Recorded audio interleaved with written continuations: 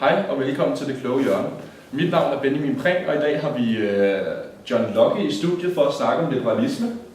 Og han skal fortælle lidt om liberalisme i sig selv, og så har vi en debat kørende mellem hinanden.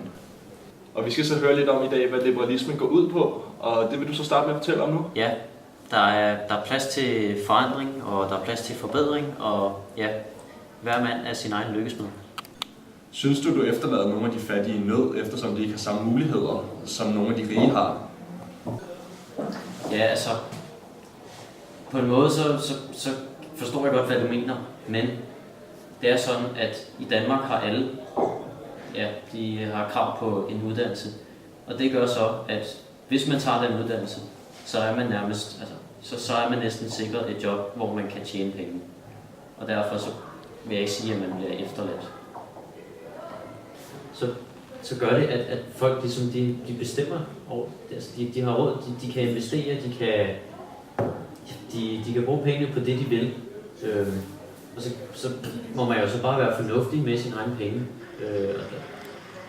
Hvad synes du selv om, hvad mente du, da du sagde din egen lykkesmed? Hvad mener du, der ligger i det ord?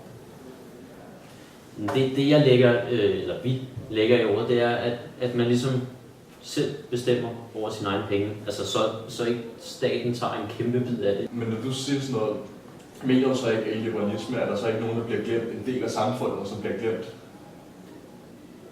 Nej, altså der er ikke nogen, der bliver glemt, men altså det er jo klart, at dem med flere penge, de har jo selvfølgelig større muligheder for eksempel at købe lige præcis det, de vil. Men uddannelse er jo fri, altså for alle, der gerne vil have det. Og med uddannelse, så kommer der højere lønninger, og det gør så, at man får flere penge. Det var så alt for Det Kloge Hjørne i dag. Jeg håber, I blev lidt klogere på liberalisme.